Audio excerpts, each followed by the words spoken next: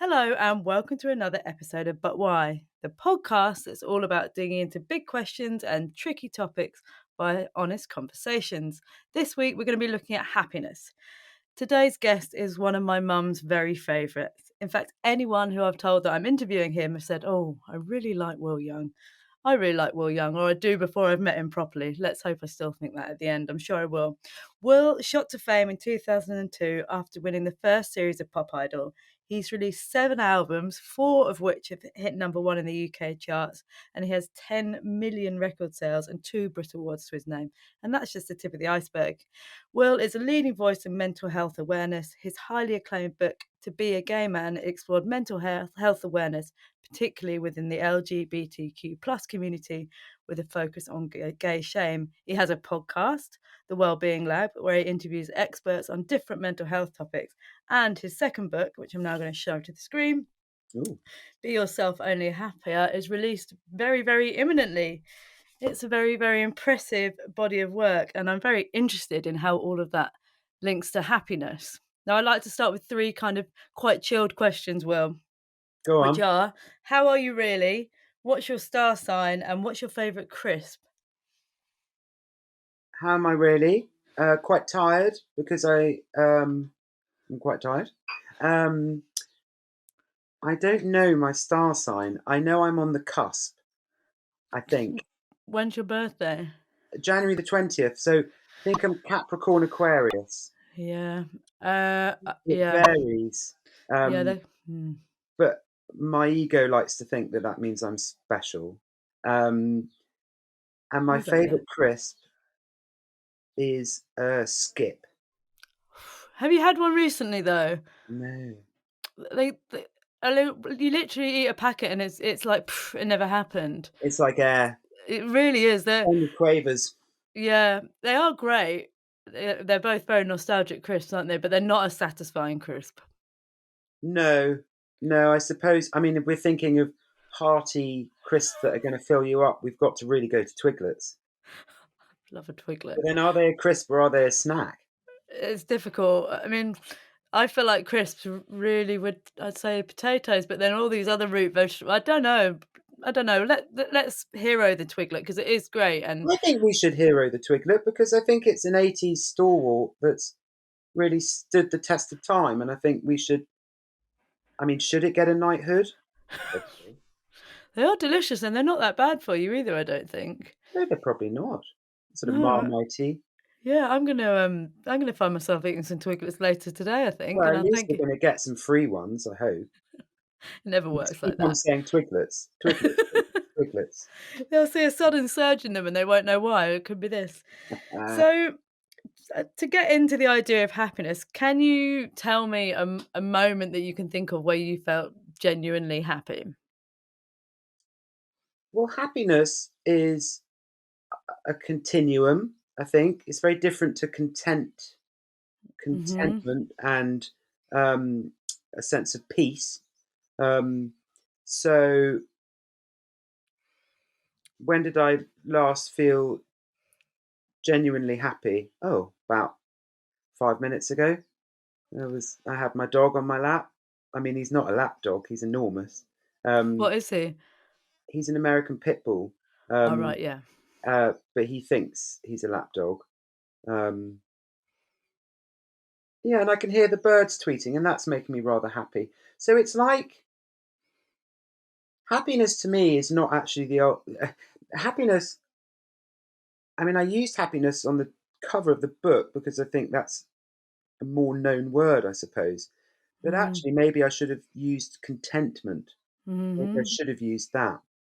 Um, yeah, because happiness, I link in with sort of sadness or anxiety or um, excitement. They're very movable emotions, but I think peace and contentment is and can be a much more constant. I can be content and peaceful, but also feel sad at the same time, if that makes sense. Wow. Because I was trying to, as you're speaking, trying to think whether in order to be happy, I need to be content, but actually, and I as I get older, I know that that is what I like. And as you say, if you'd say picture being happy, it would be much more simple things now of compared to what I would have been striving for in my 20s or 30s. And Yes. actually in some of the ways which are big shouty happiness in my life, I've been I haven't been at all content, and therefore have I even been happy? Well, I think you could be because I think there's a. Let me just turn that phone off. It's very annoying. Um, I think there's someone's going crazy. I think maybe it's good to then think about joy because joy Mm, is a very different thing to happiness. So now I think joy is a wonderful word. yeah. Um, Joy feels big and open and expansive and sharing. Sharing the joy. I think joy is a much stronger word than happy. Actually, tell you what my problem with happiness is that I think in a sort of capitalist society, people often sort of like are telling us what we need and what we should have, normally Mhm. by spending money, to to be happy. So I wonder if happiness has been kind of hijacked a bit. Mhm. Um, but I think contentment, groundedness, self-esteem. Self-esteem is Yeah. a huge one. Peer Melody talks about, um, and I talk about it in the book. You're either in your, and I love Peer Melody. I think she's. I mean, I'm sort of. Am I obsessed? I think possibly. Maybe. You know, you're either in your self-esteem or you're not in your self-esteem. Mm. You can't have low self-esteem. You have low confidence, but you're either in any moment. See, at the moment, right in this moment, I'm I'm in my self-esteem. You know, Yeah, you're in your great bed, you've got dungarees on, you've got and I'm feeling good. I'm not questioning myself. I'm sharing with you very mm, openly, not feeling, not sort of, there's not much chatter going on. mm, Um, I might be out of my self esteem in 2 minutes' time. It's a little bit like Buddhist. The Buddhists say you either live in fear or love at any one stage. It's a mm. great way of breaking down things, actually, because I can ask myself, right, in this very second, am I coming at this from fear or love? I'm like, oh, I'm coming at it from fear. Oh, okay, well, that's interesting. That's kind of informed everything. But it's interesting how you as you say, you can be in your self-esteem and then from nowhere you can that can be switched and you're just suddenly like, "Oh, everything's fallen apart." And Yes, again, it can be, you know, it can be from the smallest thing, can't it? From the way someone looks to you. Again, if you're like hyper vigilant on these, a tone of voice, yes, whatever, and then you're like, oh, suddenly this bubble's burst, and then yes, it's trying to put yourself back into that positive place. yes. The key is to come back to oneself more quickly. So we're always going to get rocked, but the key is to come back, and the more that we practice that, the more easier it is. Because and you can think like when we're born, there's a little sort of bundle of skin and bones and quite a loud voice. Um, we're not born with a low self-esteem. We're kind of born rather beautiful actually. So you just Mm. want to come back to that, but stuff gets in the way. Nurture, nature, society, all those kind of things. See, that's interesting because I've been wondering whether true contentment or happiness, and yeah, as you say, it's nuance, is points when you feel most yourself and therefore truly in your esteem, or maybe when there's less noise to I make you think question that. I think I have a working theory, which is that if we feel loved and if we feel heard, which is then feeling validated, Hmm. we then everything kind of slots into place. So often, if people come to me, if I'm mentoring them or I'm trying to help them find the right therapist or whatever, I will make sure that I hear them. So I will. I mean, these are all things I've learned in my own Hmm. journey, my own therapy. Everything that I write about in the book is from, my own experience. Um, so I repeat back what I've heard. I make sure that I have heard it correctly. And it's Mhm. so interesting because I would just observe people they're just calm, you know. So I think, aha, okay, so I'm going to write about validation and the importance of being heard um, in the book. They Mm. calm because suddenly they're feeling heard. But I was really interested to see that in the book because I think there's also this dialogue around, oh, you shouldn't be constantly seeking outside validation, which is something I definitely try and work on in myself. But then it is human nature to want to feel heard, isn't it? Well, I talk about that in codependency. Actually, the codependency camp of like, we can look after ourselves. We don't need outside validation. But validation it depends what we're looking for. If I'm Mhm. looking for validation by um, buying a new dress because I think, and I do wear dresses, because I think that that's going to make people think I'm this type of person. That I'm the foundations of that are building on, they're built on quicksand. It's pointless. Mhm. But we all need validation. And I think sometimes because of codependency, people think, no, we should never need validation. Yeah, of course we do. Just make Mm. sure you get it from the right place. We Yes. need validation from our partner. And true validation is someone hearing me, is someone hearing my emotions and validating my emotional state. Um, It's really as simple as that. Not Yeah. like, "Can you tell me 20 times a day that my lips are lovely?" It's different. Yes. Then it's like, "Oh, you're gonna be a bit of a nightmare." No. Yeah, so maybe that's something in that it's like validating it very external, kind of vacuous, irrelevant things isn't the way, but someone checking in with what you're feeling and your experience of a situation is it's not something to crave, but that that does add value. Of course, it's interesting, isn't it? This whole idea of avoiding codependency, but I think in times of my life, I've gone so far in trying to be so capable and trying to be my own island that you end up being stuck there Yeah. because you lose the ability to ask for help and Yes. you lose the ability to feel vulnerable and Yes. need other people because that can end up feeling scary needing people. It can be, of course, and if we have past experiences, that's stuff that we need to work on and validate for ourselves.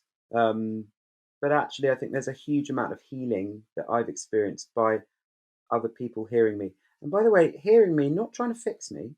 Mm. I don't wanna be fixed. I don't need to Mhm. be fixed. I just love being heard. There's a huge amount of conflict that happens in the workplace, right up to bloody world events where people don't feel heard, Mm. and that's where problems happen. Um, you know, when we feel heard, some bosses are really good at it. Most probably aren't. To be honest, most people aren't great at hearing Mhm. people. Um, Work out the people that are hearing you. Because they're the ones and it's not the ones that go. For example, here's a key one. Oh, don't be angry. You don't need to be angry, or don't feel sad. It's like let's just break that down. Mm.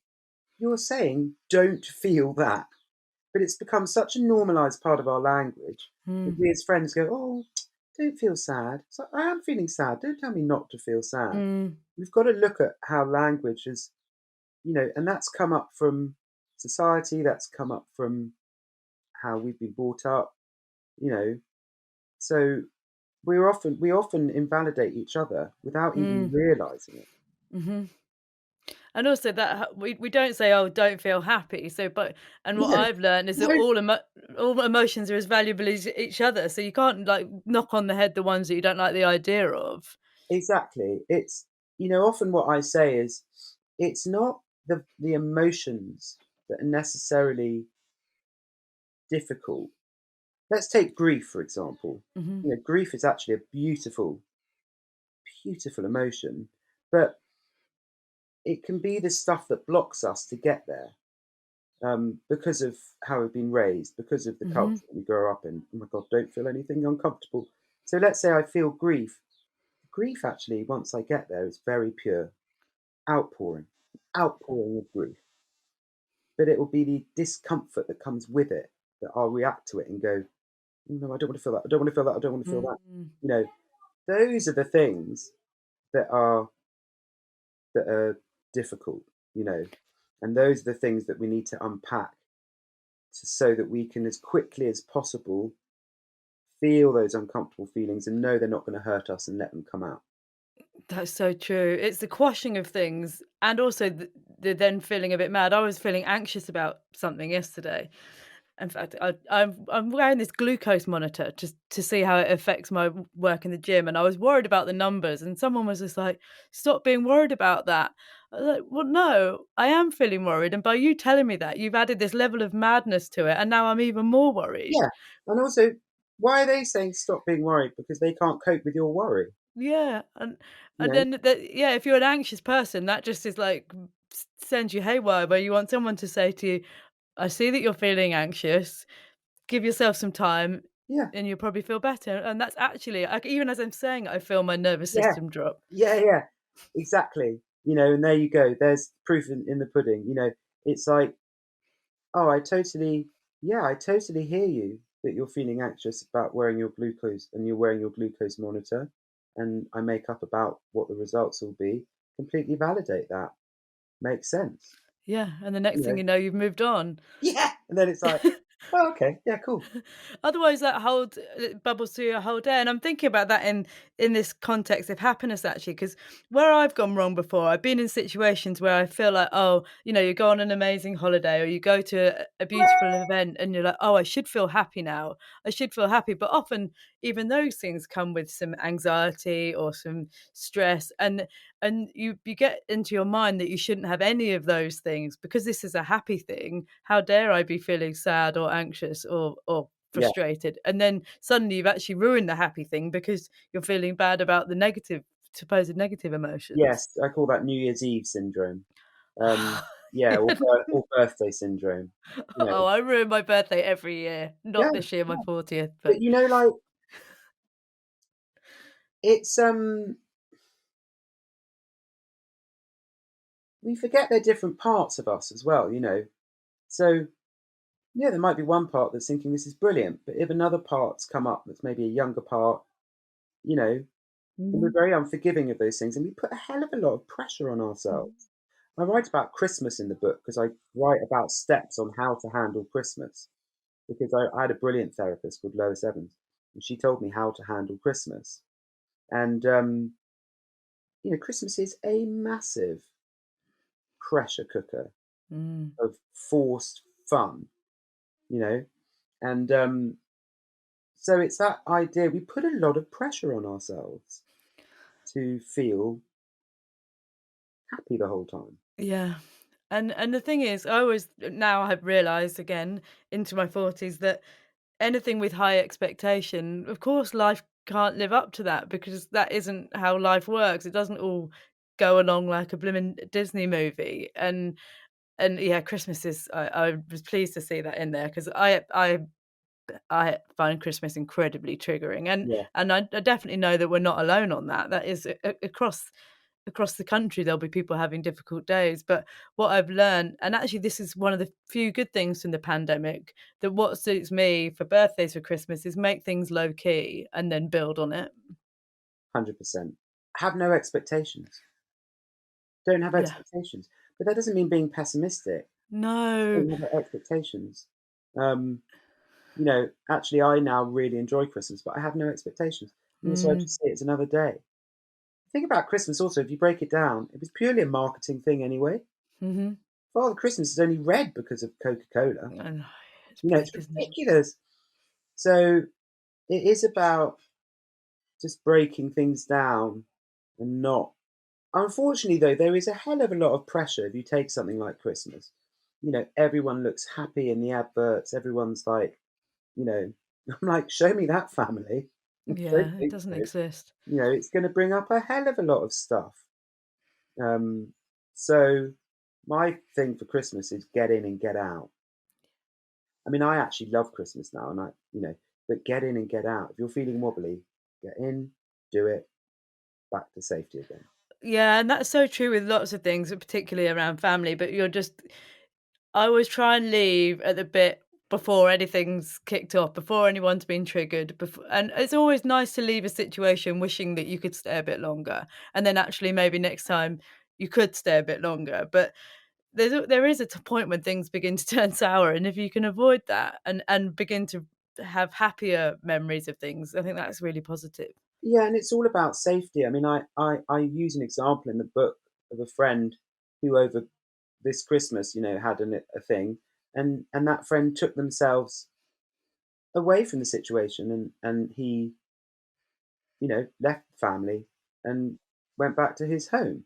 And I said, "You've done exactly the right thing." Mhm, And I said, "Let's just break it down. What's been going on over this apparently like family all together Christmas time? mhm. You're being um, shouted at by your father. You're being um, maligned by your sister and mother, who also have some weird sort of relationship. You know, this is Get out. toxic beyond toxic. Get the hell out of there." Mm. And I guess that becomes from these, like, ideas of being obligated for things, and what we should be doing and what we ought to be doing, and Yeah. it's so much better to opt into things wanting to do them, and then the energy is so much different. Yes, obligated, and also a desire that if only it was different. Mm, Maybe that's something to grieve. Well, it's not the case. You know, it's not the case. So grieve that. Um, that's so Validate that. true. That's so true, and again, the holidays, I think, is a really interesting example. Often, we're working towards these kind of hallowed weeks or couple of weeks where everything will be great and you'll all get on well, and you're in, you're in lovely locations. But people are just people, and everyone's had a row on holiday. That's completely normal, but it's easy to spiral into this. Oh, why don't we? Why aren't things great even on holiday situation? But it's Yeah, just not but the think way the about world. holiday. You might not like being away from home. You might prefer, it Mm, might trigger your nervous system. You might prefer being at home. You might not feel safe. You're in a new interesting. country. People speak a different language. You don't have your routine. Actually could be the opposite of feeling wonderful and relaxed. It could be Mm. that it's not doesn't work for a person's nervous system. I had a period when there's no way I was traveling anywhere. No way. I couldn't leave. I couldn't go to another country. Couldn't get on a plane. It was like crazy for me. My nervous system was so triggered. I needed basic routine, and even that was difficult. And do you do you are we talk is that around the time of your breakdown? Yeah, and Can you afterwards, talk yeah. can you talk to me a bit about that? Did you have an awareness that the wheels were coming off? Did you feel kind of unhappy, or was it a slow I crash felt for. unhappy leading up to it, and then I was like, oh, I'm having a breakdown. I was like, I've read about these mythical things, and And literally that third voice or whatever that voice in your head saying, "Oh, this," witnessing yourself. yeah, because I was like not getting out of bed, couldn't get out of bed, wasn't eating, Wow, found it very difficult to go outside, and I thought, oh, this is proper breakdown this is territory. And part of me kind of enjoyed it. I was like, oh, I'm having a breakdown. You I'm know, doing it. yeah, I wish I told more people. Being like, you never guess I'm having a breakdown. You could have put it on your email signature, couldn't you? I should have. I should have had a T-shirt made. Um, so Wow. it was, but I mean, like, you know, it was a dissembling of lots of things that I'd hung on to that I thought were important. They weren't important. Of course, I Mhm. was going to completely unravel. Had to work out what was important, and that was going to send my body into flux for a long time. Um, and that's not easy No. when one has patterns and routines and behaviors and things that we've been taught that those are the things that make you happy. you know we all know it. Material stuff in the end doesn't solve your Mm. attachment problems, or all that stuff. We all know it. So yeah, it was very difficult. um, and it and I had to sort of work on rebuilding myself. But what was brilliant was, during that I was accruing lots of information, and I was very fortunate um, that I could get treatment and that I could afford it. I was very Mm. fortunate because I know, the dire situation that mental health is in this country, and also and how to get it, how to get help. The whole system is really failing, unfortunately. Um, so I knew I was very lucky, and I went everywhere from trips to Chicago to for like top scientific things to seeing Mhm. shamans and everything in between. So I thought, well, I need to put this all in one book. And I was reading a lot of books, but some books I'd read written by a professional for professionals. They'd never Mm. been through it, but I might glean one bit of information. I thought, well, that's the bit of information to put in the book. You know, so my hope is that people, you don't necessarily have to read everything. Hopefully there's just lots of things that are condensed into this book that will just explain things. A lot of it's about explaining, Mm. because that's what I learned. Oh, well, that's why I do that. Because often we sit there and we think, well, why am I doing that? Why are my relationships not working? Why Mhm. am I always ruminating about my exes? Why do I do this? And when we know why, we're more forgiving. So we're like, oh, okay. And also we don't feel alone because we think, oh, well, other people do that. Actually, I'm quite boring and mundane. Other people have the same thing, you know? Did you feel scared in amongst that? Yeah, I was terrifying. Absolutely terrifying. Yeah, I mean, it was the um, people call it the hero's journey. I mean, people call it the night of a thousand whatever. Mm. I mean, it was awful, and it went on for a few years. Dreadful. I was clinging on by my fingertips, but luckily, I had enough resilience and determination to get better. And could you then, on the other hand, observe as you were moving out of it? Was it a case of, yeah, could you observe that? I think so. Um, I think I could observe it. Yes. I mean, there was obvious, noticeable things like not being so dissociated. So dissociation, symptom of anxiety. Um, you don't really know where you are. You're not really taking things on. You might have brain fog, lots of different things. So I noticed, okay, well, I'm sort of not so dissociated. I might start sleeping better. Mhm. My bowel movements are better because I just got awful IBS. Um, I mean, then obvious things like I'm not feeling suicidal. Yeah, It's like, oh, I yeah. must be feeling a bit better. I'm not feeling suicidal. So the thing about suicidal ideation, this is an important thing actually, is that people get terrified if you mention suicidal ideations. Mhm. But what suicidal ideations, suicidal thoughts are a symptom, are a message of my Mm. gosh, I'm feeling really in this low place. Um, so when I've had it, I don't shame myself about it. Mm. There's also shame that comes with it, like, oh, I mean, they're suicidal, thinking about suicide. Mm. It's like it's just another symptom. It's just another symptom. If I get suicidal ideations, I'm like, wow, okay, so this is like an 8 out of 10 day. You know, um, okay, that's interesting. I observe it. If I ever get to a point where I think it becomes like a tractor beam and it starts pulling me, you know, and if I think, am I making plans? I've only ever had that twice, and then I'm immediately on the phone to someone Yeah. immediately. You know, so that's to watch out for Mhm. suicidal ideation, and then if suddenly it becomes a real focus, watch out for that. Then you get on the phone to the Samaritans. You get on the phone to someone. Somebody. But you're so right. It's the same.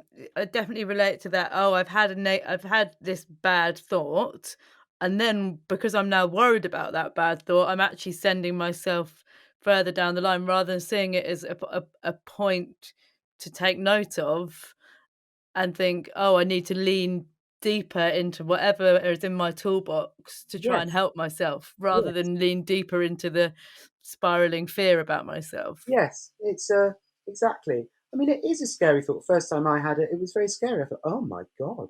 But now I've learned we've got little things that are symptoms um, that pop up. We're so quick to judge ourselves. It's bad enough feeling things. We're so quick to pile shame on top of it. That's exactly it, isn't But it? find the right people, of which there will be very few, by the way, not the people we think, who can hear and validate you.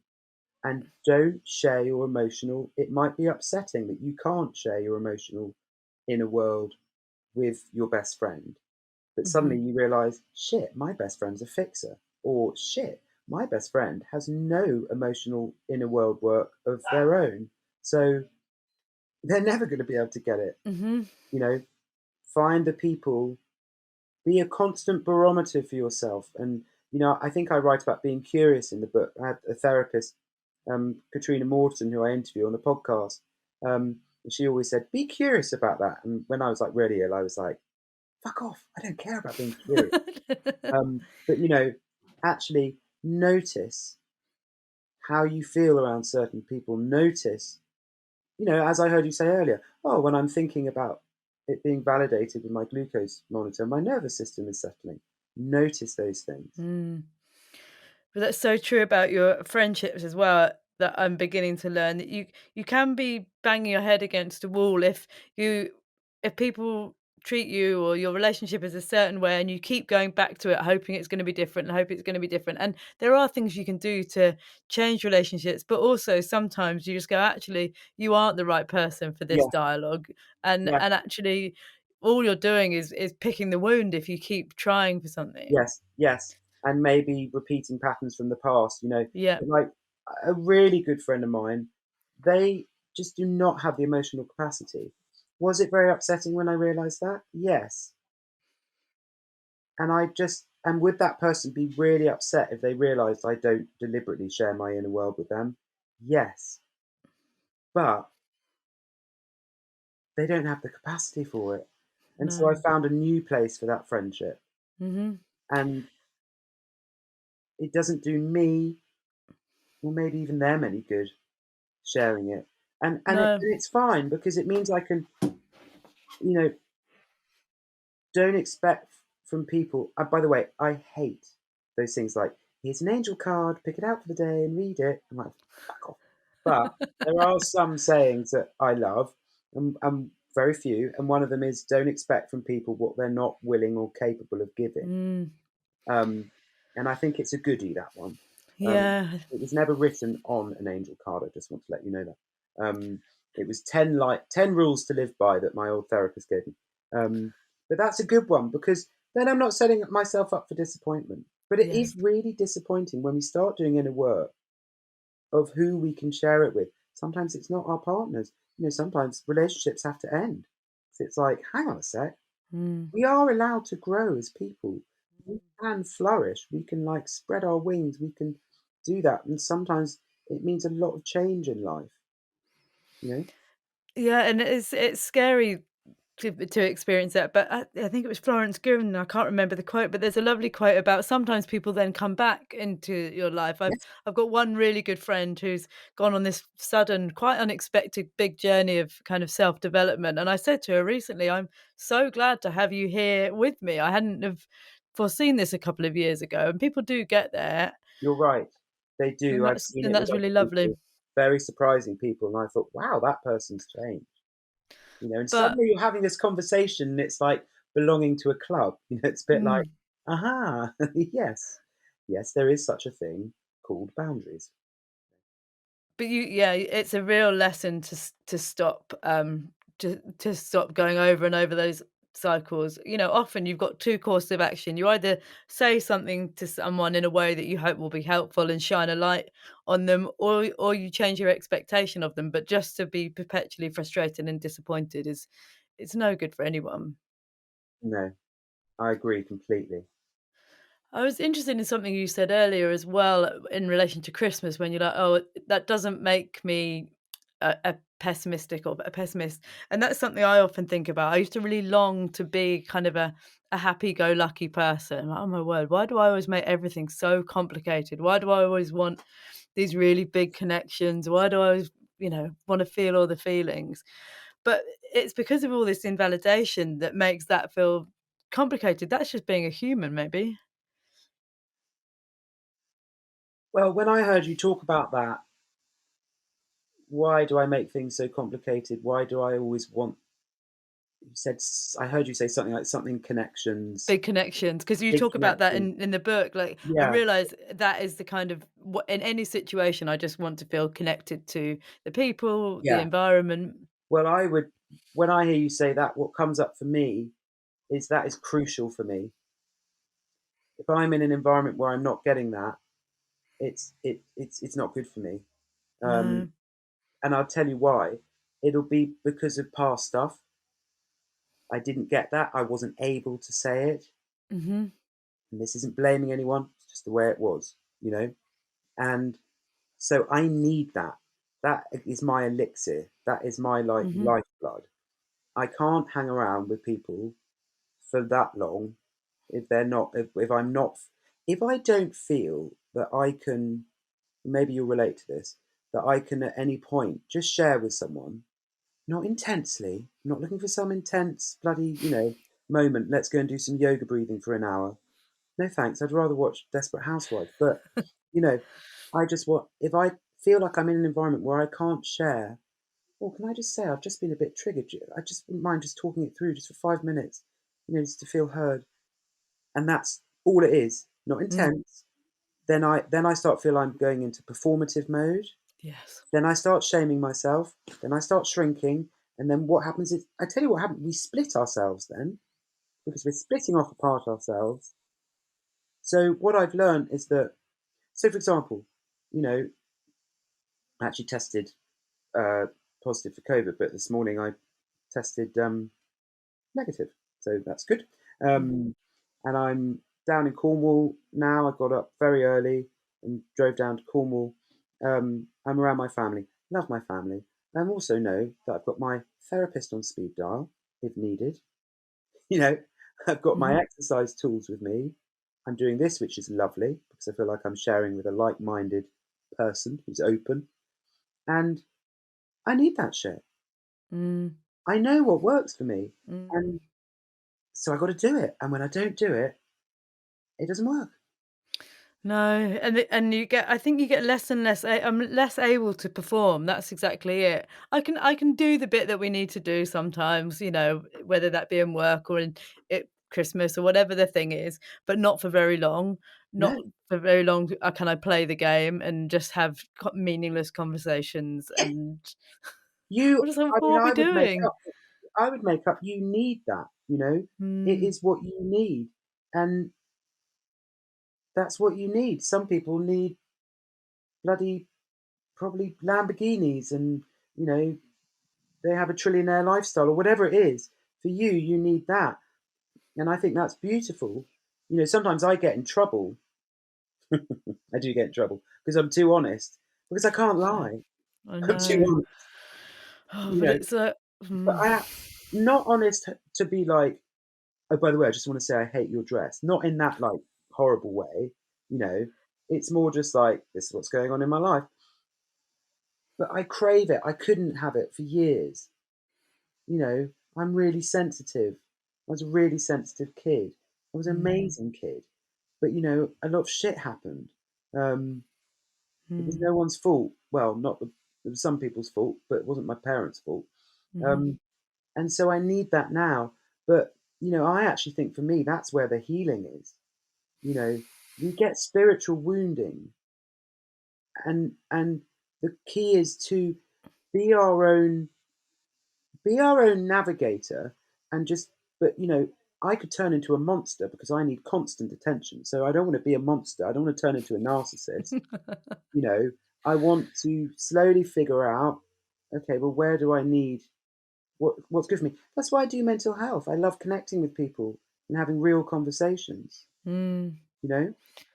But you do become the person who at any given thing that, "Oh, here she comes with the big chat," like, Well, that's because you can't. different though. That's different Mm. because that can be addiction to intensity. Now that's a different thing. Oh, no, don't give me something to worry about. Well, well, you know what?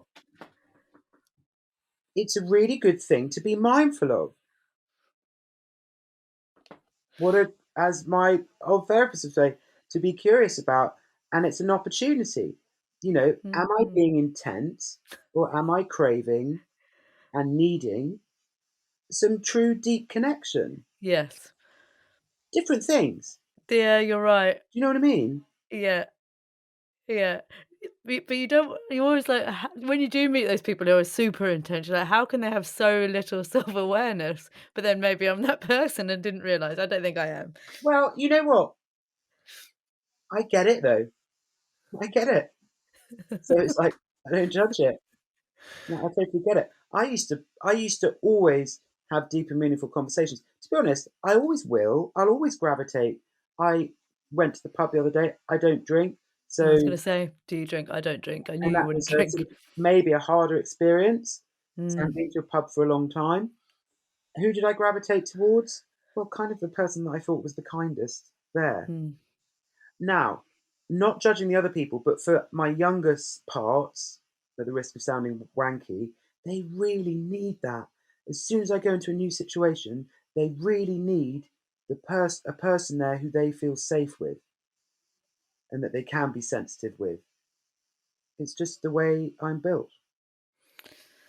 So interesting. How long have you not drunk for? Well, I haven't drunk since before Christmas. Yeah, I just suddenly got bored of it, and I feel great. I feel Yeah. really great. I feel so much better. For all the things. So I'm almost 3 years without drinking and, that's a whole complicated conversation, but mainly because it was terrible for my mental health and it made me be a performative version of myself that I no longer wanted to be. Mm, And even on a very small scale, to be honest, even if it just gave me maybe an appearing to be more confident person than I am, and then mm, you end up having conversations that don't truly represent you. And I yes. used to think, "Oh, that the drunk Clemmy is the real me." No, it's not. There's a reason why that stuff stays internal because it probably ought to stay internal. Well, I mean, well done for stopping, and also, Thank you. as you were saying that, something came up for me, and I was thinking the connections that we don't we I try not to look for the connections in the places I'm not gonna get them, if that makes sense. Mhm. So in the past, what I might have done is try and shoehorn it in, you know, but it's like, no, that's not gonna happen. So maybe I get it from a 12-step group, maybe I get it from a spiritual practice, I'll Mhm. get it from my therapist, I'll get it from a few amount of friends. But I'll try not to sort of shoehorn it in. And let's say if I know I'm going, so for example, going to the pub on Saturday night, I know that's maybe not going to be, if I'm nervous and anxious about going, I'll need to do something before so I get that fulfillment, for Mhm. that part. You see what I mean? Yes. Or that so for me, I found it's a bit like wearing, underwear that squeezes you in. If you're going with a bit of social anxiety and then you add booze onto it to kind of soften that, that will then, for me, rear its head the next day. Whereas if I was a bit anxious about going somewhere, maybe now I would go for a bit of a walk beforehand, try and, like, get that out of my body so that I'm not using alcohol Yeah, to, yeah, to sort my nervous system out, I yeah. guess. Good self care. Yeah, yeah. But life without alcohol is very, very interesting. It definitely shines a light on all sorts of things, and it's something that's so normalised, which is what's interesting. How many people in the pub on Saturday night would be okay, would be performing like that if they didn't have alcohol in their hand? They probably wouldn't be the same No, people. no, it wouldn't. And I have no judgment on that. I've stopped No. drinking before for 2 years, and that was very tough process to to sort of see. It was just a tough process, but because I've done it before, I know now. Hmm. Like I know before I stopped drinking, then I had never even been on a date sober. I would have had Yeah, one drink on a date. of course. And yeah, one drink is one drink. That's the And the thing. idea of that now is like, what? You couldn't go on a date and not have a drink, you Which means know? basically you couldn't show up as your true Yeah, self. Whereas now I'm like, well, yeah, fine. Yeah. It's funny how we grow and we change. Mm. Yeah, I've just been so I turned 40 a couple of months ago, which is definitely an unbelievable milestone, or it was for me. I feel so many things, a great undoing and a great relearning of myself, but a definite sense of coming back to who I am. But that is a painful journey to get to, Yeah, I love being isn't it? older. I love it. Yeah. So it's Love really it.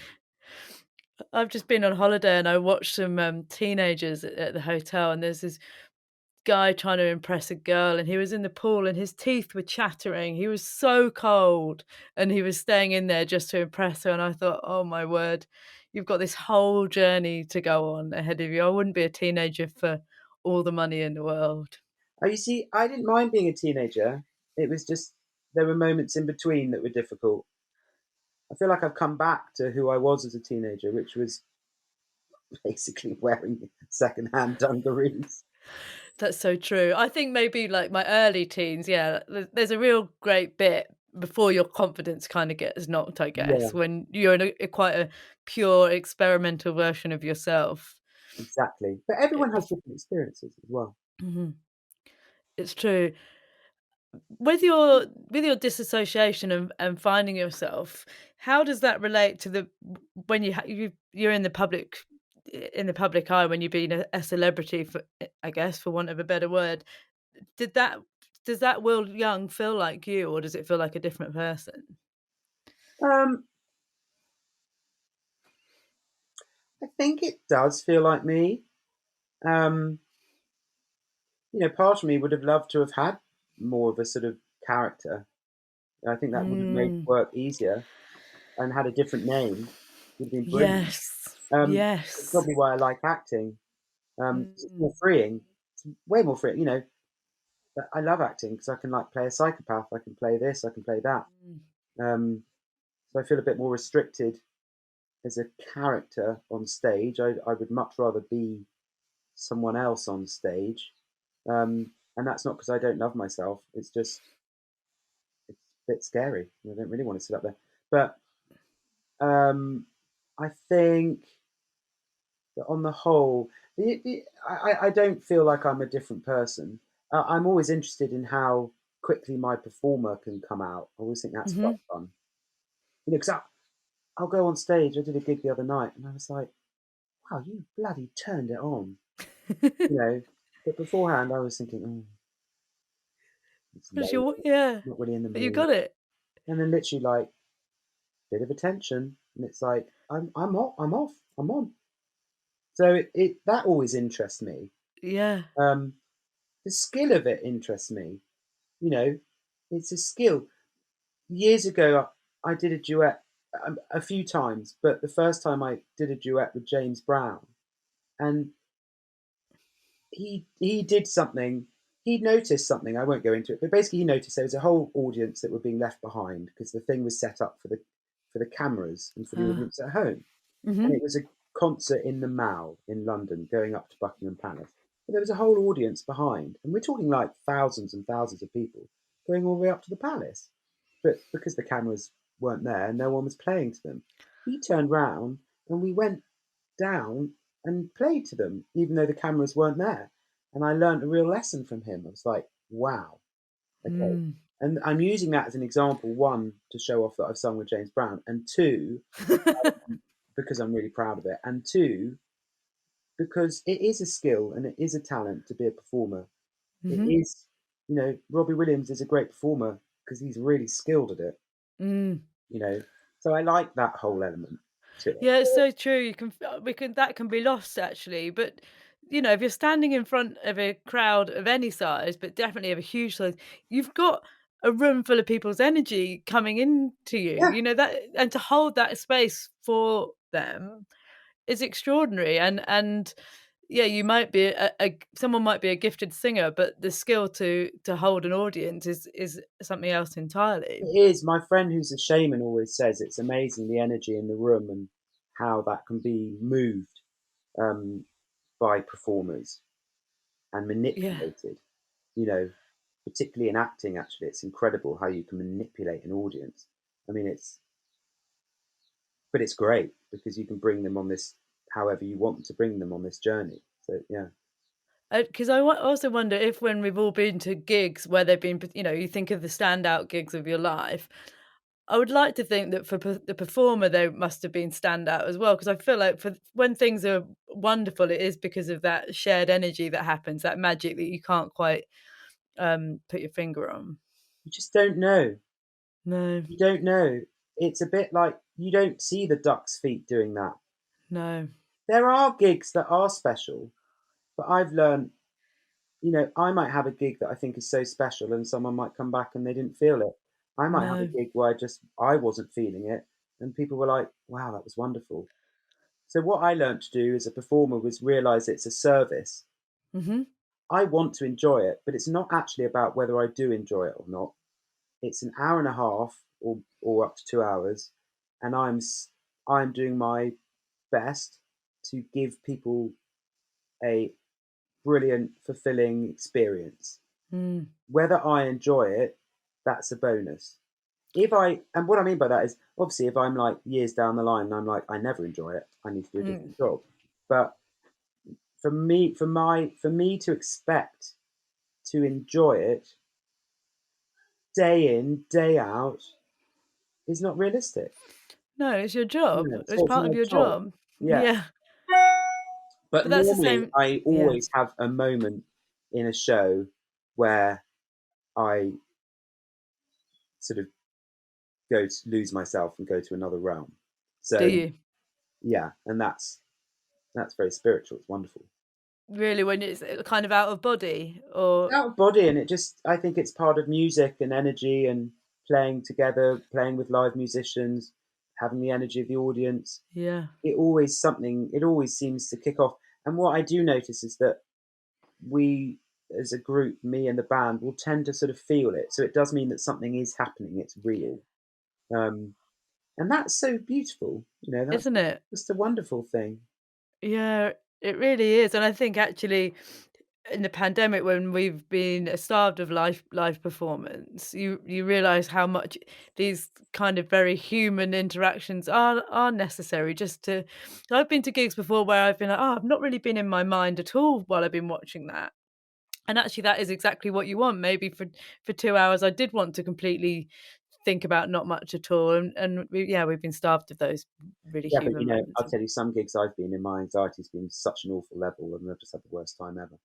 Have you I've been really? watching gigs, and I've just been like, "Ooh, just get through it." Really? Yeah, so I don't always love going to gigs. If my agoraphobia's up, the Yeah. last thing I want to do is go and sit in a room with people. All being there, being close together. I'm worried about time, by the way. Yeah, I've got my eye on it. I'm conscious too. I've got a couple more things to talk about. A couple of things I just wanted to pull out of the book. Some really small things which I've been doing this week, and they've changed a lot of things. Oh, That thing about when you're talking or writing and you say something and then you put a but. I'm trying yes. to think. Can you think of your example that you give in the book? Oh, well, I mean, there's obvious ones like, well, I'm really happy today, but I'm sad. Mhm. So, and you mentioned it earlier. I heard you mention, all emotions are the same. I mean, as in they should all be on the same validation of Mhm. different feelings. But so rather than I'm feeling really happy today, but I'm sad, I go, I'm feeling really happy today and I'm sad. It's a tiny thing. I learned it. See, that's the thing. It's like things that I've learned. I learned that from a love addiction workshop in Arizona. And it was the one takeaway I got from it. But my God, it was brilliant. Yeah. It's really huge. It's a bit well, when I was talking about that anxiety yesterday, and what I would like to say is I was feeling anxious, but I know I'm being a bit of a wally. But I just don't need to put that button to try and make my feelings palatable for somebody else. Yeah. I mean, obviously, but, sometimes, I mean, I just use Yeah, but. And for me, I think but it's kind of a valid we thing. But but, but it's a really good thing to watch out for. yeah. So, for example, the title of the book, the first suggestion from my publisher was "Be yourself, but happier." And I said, "No, no, Oh, no, it's be yourself and happier." yeah. What Yeah. a difference. Yeah. Be yourself, but happier. It's completely invalidating yourself, what Yeah. comes before it, and Yeah. shameful actually. But be It's really yourself and happier is like, you're already okay how you are. mhm. Why not see if you can do a bit more? Yeah, it's really huge. It's definitely just one of those things to watch. Learned not that long ago to take all the sorries out of emails, like Oh sorry yeah, to bother you, yeah, sorry I'm late. yeah. Instead, say thank you for your patience, and just those little habits Well change the done. tone. Well done. That's a really difficult one. My brother, who's sadly no longer with us, but he was very big on that. He always said, never apologise in Hmm. that context. Yeah, use sorries when they're Of important and course. necessary, but if we sprinkle them, especially as British people. Yeah, I apologise to a lamppost if I bang into it. It yeah. makes it. Robbie, I'm so sorry that I've hit you with my very soft hand and your into your metal, you know. But that's a great one. Really great example of again just a small thing, you know, and it does take practice. The Yeah. sorry thing, and so yeah, that's brilliant. Yeah. Sorry, sorry for my delay on this email. No, thank you for your patience. Changes the whole opening agenda on that dialogue, and we haven't done Yeah. anything wrong by being busy and not being able to like get to our emails. We think The we other, explain ourselves constantly. We don't. and also nobody No, cares. they don't care. No, we all, and again, especially because we've been through quite a shared experience in the last couple of years, we all have a bit of an understanding that our lives have been absolute chaos. So I think we all just cut ourselves a bit of slack and then go from that point. Yeah. Hopefully, is good. And then actually, I don't know if it ruins the book because it's kind of where you end up, but that idea that nobody can make you feel anything. No. Oh look, sorry. Can I just say someone's come to say hello? She's woken up. Oh hi, oh hi. It's the real princess. Yeah. There you go. I've got a Dachshund, but I've got a Oh, wire-haired we've got a standard. wire. We've got two of those. He's 12 and so grumpy he doesn't know what to do with himself. Oh, I love them. I Well, love him too. people can't. People can't. No, it's a difficult one to grasp, but people. Mm. No, don't worry. It's fine. Dog can be here. People can't make you feel things. Um, okay, now, if someone, let's say, let's say you throw a shoe at me, you know, Be just think, unreasonable. if you throw a shoe at me, yeah, it's gonna hurt. So, you know, you have made me feel some pain, or the shoe has technically. Um, however, if I then go into a triggered state and decide to pick up a chair and throw it at you because someone threw something at me. That is my responsibility. That is my. You didn't make me. I chose Mhm. to get angry. Mhm. I chose to get angry. Rage took over. Mhm. Now, maybe using physical things as a reason is a sticky area and maybe a bad thing because I know that people, and as someone who did a dissertation on domestic violence and gaslighting and things like that, that's a different thing. But essentially, if I've had the example I use in the book is if I've had a massage and I'm feeling all like gooey and wonderful, and someone almost runs me over in the street, and let's just say I'm feeling like I call it my Sound of Music days when I'm like, "Hello world," and I go, "Don't worry about it. Luckily, no one was hurt. Be on your way." Same thing happens again. Someone almost runs me over. I jump on the car. I kick I kick Mhm. the windscreen, I drag the driver out, I punch them. Two different reactions Mhm. to the same thing. Mhm. Neither of them was I made to feel, Mhm. you know? Neither of them was I made to feel. And when we You've learn that, we get brilliant self mastery on ourselves and Mhm. we take responsibility. And the other thing is, in when we get into conflict with partners, often, well, you made me feel this. I didn't. I felt this. Mhm. Another language thing. When you threw the shoe at me, I felt scared. What came up for me was when a teacher used to throw a shoe at me and I felt helpless and traumatized. What I would prefer is you don't throw a shoe at me, and then what you do is set a consequence. If you do again, I will leave you, Mhm. you know? So we own our feelings by talking from the I position and we stop blaming others. It takes a while to get one's head around Mhm. because our whole language and arguments and everything are like, well, you made me feel this. When you said this, you made me feel. No. Own how you feel, become your own master at it, Mhm. and come from that position.